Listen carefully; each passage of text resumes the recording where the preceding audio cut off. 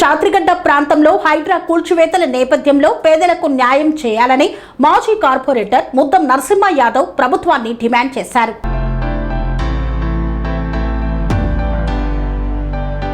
అస్మత్పేట చాత్రిగడ్డ ప్రాంతంలో హైడ్రా కూల్చివేతల నేపథ్యంలో పేదలకు న్యాయం చేయాలని మాజీ కార్పొరేటర్ ముద్దం నరసింహ యాదవ్ ప్రభుత్వాన్ని డిమాండ్ చేశారు. భూములు యాజమాన్యంపై సమగ్ర విచారణ జరిపి పేదలకు ఇబ్బందులకు గురి చేయవద్దని కోరారు. సికింద్రాబాద్ ఓల్డ్ బోయిన్పల్లిలో నిర్వహించిన విలేకరుల సమావేశంలో మాజీ కార్పొరేటర్ ముద్దం నరసింహ యాదవ్ మాట్లాడారు.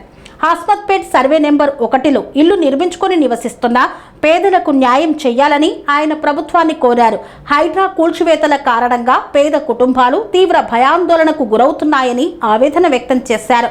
భూములను విక్రయించిన వారి వివరాలను సేకరించి పూర్తి స్థాయిలో దర్యాప్తు చేపట్టాలని, ఆ భూములు ప్రభుత్వానికి చెందినవా లేదా ప్రైవేటు భూములా అనే విషయాన్ని ప్రభుత్వం స్పష్టంగా తేల్చాలని డిమాండ్ చేశారు. ఈ సమస్యపై స్థానిక ఎమ్మెల్యేతో పాటు హైడ్రా అధికారులు, జిల్లా కలెక్టర్, హైడ్రా కమిషనర్ ను కలిసి పేదల తరపున వినతి పత్రం అందజేస్తామని తెలియజేశారు. 100 గజాలకు మించి భూమి ఆక్రమించిన వారిపై చట్టపరమైన చర్యలు తీసుకోవాలని, 100 గజాల కంటే తక్కువ స్థలంలో నివసిస్తున్న పేదలకు డబుల్ బెడ్రూమ్ ఇళ్లను నిర్మించి ఇవ్వాలని ప్రభుత్వాన్ని ముద్దం నరసింహ యాదవ్ కోరారు. నిన్న పొద్దుగల 1 సర్వే నంబర్లో హైడ్రా అనేది వచ్చి ఇక్కడ మా ప్రాంత పేద ప్రజలు దాదాపుగా 150 మంది 70 గజాలు, 60 గజాలు, 100 గజాల్లో కూడా కొనుక్కోవాలని చెప్పి నిన్న రాత్రి నా దగ్గర రావడం జరిగింది.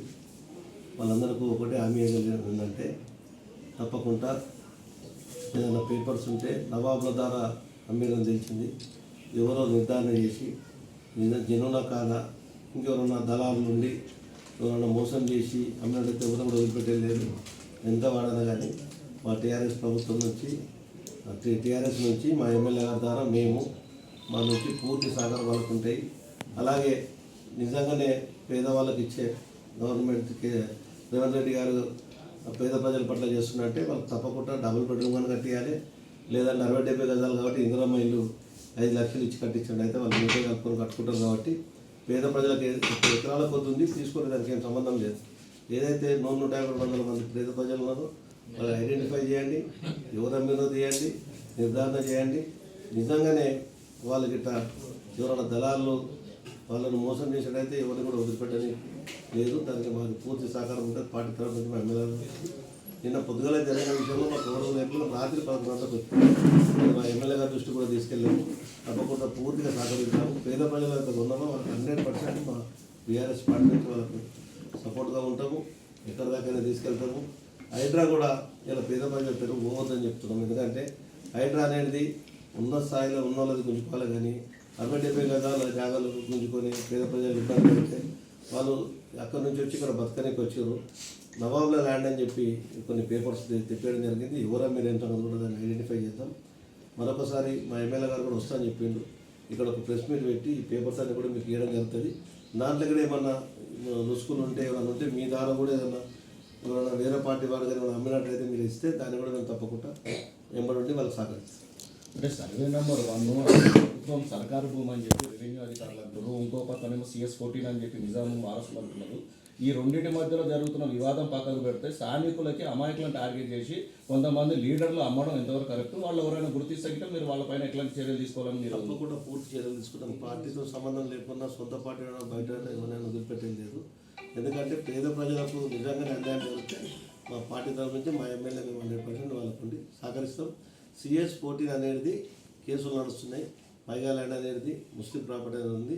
కొంతమంది ముస్లింలు కూడా అమ్మినట్టుగా నవాబులు అమ్మినట్టుగా ఉన్నాయి. ఆ పేపర్లు కూడా అంతా ఐడెంటిఫై చేద్దాం.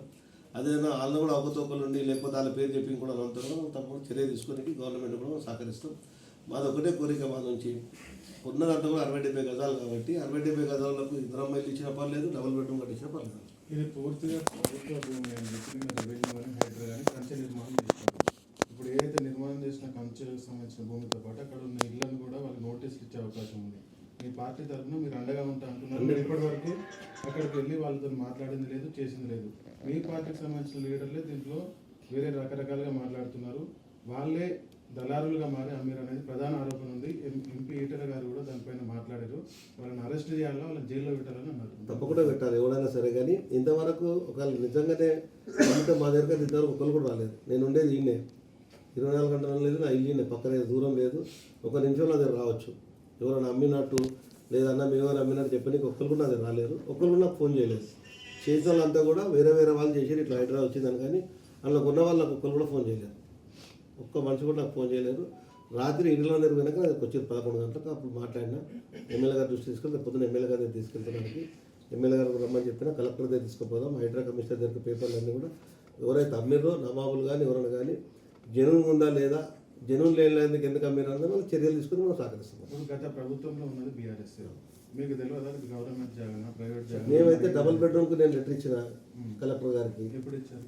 2017, 18లో ఇచ్చిన. డబుల్ బెడ్రూమ్ కావాలని చెప్పి, ఇది ప్రైవేట్ ల్యాండ్ CS14, అది ఇంకా తెలియలేదని చెప్పి చెప్పడం జరిగింది. కొన్ని పేపర్స్ కూడా 2011లో బాలయ్య అని కూడా ఆయన కూడా ప్రైవేట్ ల్యాండ్ అని ఇచ్చిండు. ఆర్కే డిపార్ట్మెంట్ వాళ్ళు కూడా 250 గజాలు అని చెప్పి ఆ పేపర్లు ఉన్నాయి. అవన్నీ పేపర్లు మీకు ఇస్తా చూడండి. నా దగ్గర ఉన్న సమాచారం అది.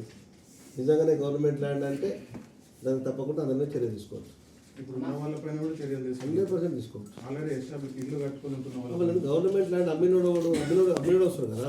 ఇప్పుడు పొద్దున చేసిన పట్టుకోవాలి కదా, నీకు కొన్నోడు తప్పు కాదు కదా. ఇప్పుడు నేను మోసం చేసి అంత తప్పు నాదైతే నేను కాదు కదా.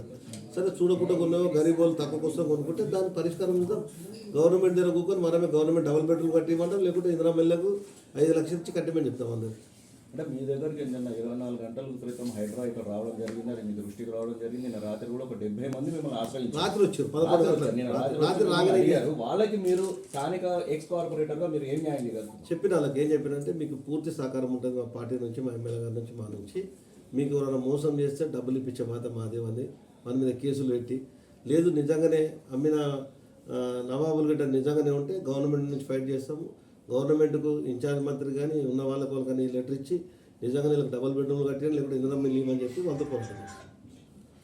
కొంతమంది మహిళలు వాళ్ళు ఉన్న చిన్నపాటి వాళ్ళకి చిరాస్తి అమ్ముకోవడము, మా నగలు కూడా అమ్ముకోవడం, ఇట్లాంటి అమ్ముకొని వాళ్ళు చిన్నగా 40-50 గజాలు కొనుక్కున్నామని వాళ్ళు మొరబెట్టుకుంటున్నారు. అలాంటి ప్రజలకు మీరు ఇచ్చే భరోసా ఏంటి? చెప్తున్నాం కదా మేము ఇంతమంది వాళ్ళకు ఉంటాము. ఎవరు ఎంత వాడాలని వాళ్ళకు వాళ్ళని జైలు పట్టిస్తాం, వాళ్ళని డబ్బులు వసూలు చేసి అని కూడా ప్రయత్నం చేస్తాం. వాళ్ళకి మాట చెప్తున్నా, గతంలో మేనేజ్ చేసి 3 సంవత్సరాలు అయితే గవర్నమెంట్ వచ్చింది కదా. 3 సంవత్సరాలు అయితే వాళ్ళ ఏదైతే అట్లా అంటే మీరు అనుకుంటారు. ఇప్పుడు బట్టగాచి మీద ఏముంటుంది, ఇవాళ ఇక్కడ ఈ స్ట్రాంగ్ ఉన్నది పార్టీ అని చెప్పి మీరు ఇష్టం వచ్చినట్టు ఏదో చేసేదానికి ప్రజలు కదా లీడర్లు చెప్తే కాదు, ప్రజలను చెప్పమానండి. ప్రజలలో ఉన్నాము, ప్రజలు చెప్తే అప్పుడు దానికి జవాబుగా చెప్తాం. ఎవడో ఏదో మాడితే మేము దానికి ఏ ప్రజలు ఏడ్చురు, ఎవరు ఏడ్చిర్రు మా దగ్గరకు వచ్చి అన్న మీరు చెప్తే కొన్నాము, మీరు చెప్తే చేసినామంటే బాధ్యత వేస్తాం. ఇప్పుడు నువ్వు బయట ప్లాట్ ఇద్దరు కొనుక్కుంటే నాకు ఏం తెలుస్తుంది? నువ్వు ఆడ పోయి బేరం చేసుకుని నువ్వు నాకు తెలుస్తుందా?